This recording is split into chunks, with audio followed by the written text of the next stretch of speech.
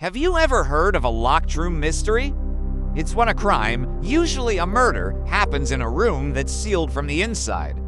But what if the locked room wasn't a room at all? What if it was a moving train, barreling down the tracks at over 100 miles an hour? And what if the crime wasn't a murder, but a disappearance? A man who simply evaporated. This is the story of the man who vanished from a moving train. Our story begins on a chilly autumn afternoon in the late 19th century. A distinguished gentleman named Louis Le Prince boards a train in Dijon, France, bound for Paris. Le Prince wasn't just any traveler. He was a brilliant inventor, a pioneer in the world of motion pictures. In fact, many believe he, not the Lumiere brothers or Thomas Edison, was the true father of cinema. He had just visited his brother in Dijon and was heading to Paris to meet his family before traveling on to New York to patent his new invention and showcase it to the world. He was on the verge of changing history.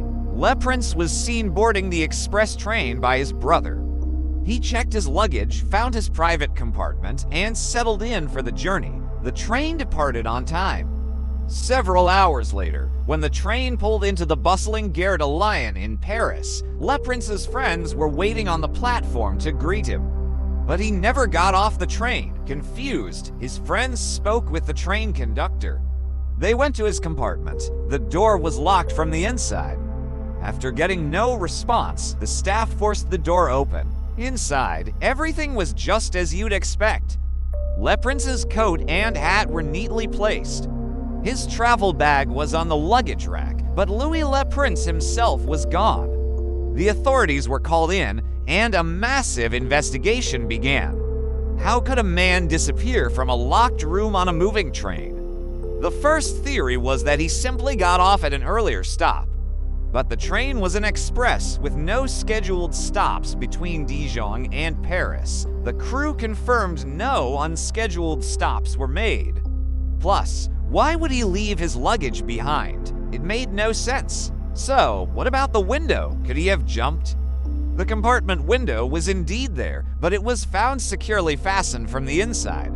Even if he had managed to open it, jumping from a train moving at top speed would have been incredibly dangerous, almost certainly fatal. A thorough search of the entire railway line between Dijon and Paris was conducted.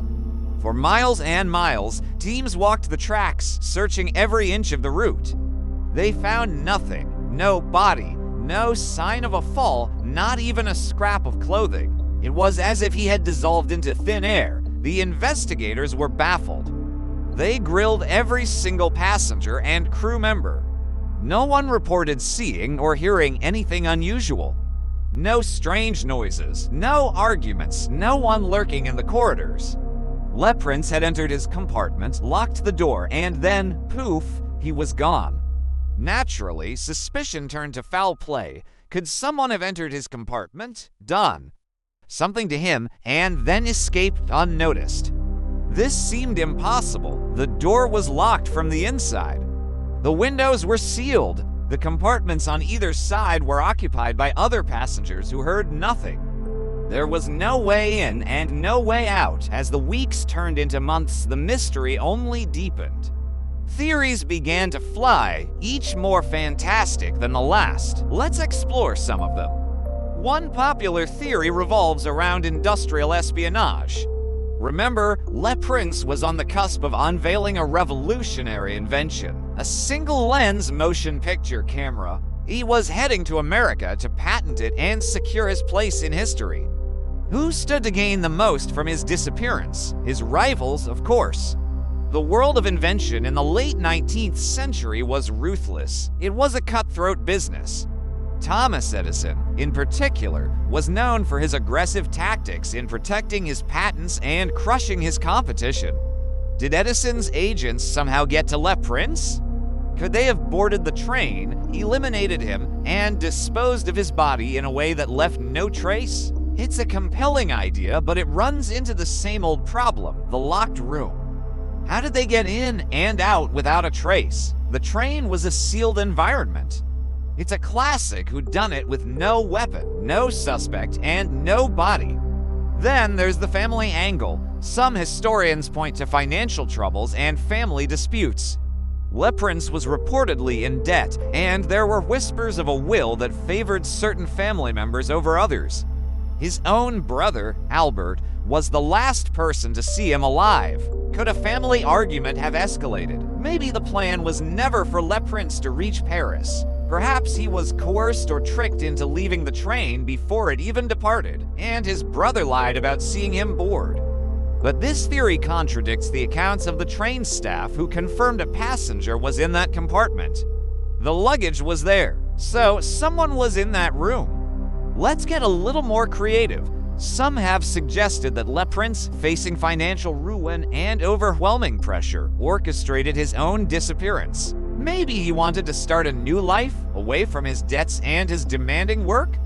He could have slipped off the train unnoticed at some point, perhaps bribing a crew member to look the other way or finding a secret way out. But again, where did he go? A man of his notoriety couldn't just vanish and reappear somewhere else without being recognized. And for what? To live a life in obscurity after being so close to global fame? It seems unlikely. Over the years, the case grew colder. Louis Leprince was officially declared dead in 1897, 7 years after he vanished. His wife, Lizzie, and his son, Adolphe, continued to fight for his legacy, claiming he was the true father of cinema. Tragically, Adolphe, who had assisted his father with his inventions, was found dead from a supposed hunting accident just 2 years after testifying in a patent case against Edison. Coincidence? Or was the family cursed by this mystery? The disappearance of Louis Leprince remains one of the greatest unsolved mysteries in history. It's a perfect locked room puzzle, but the room is a speeding metal tube, and the stakes were the birth of an entire art form. There are no easy answers. Every logical explanation hits a brick wall. Let's re-examine the physical space. A 19th century train carriage. Locked door, fastened window. What else is there? Was there a hidden hatch in the floor? A secret panel in the wall?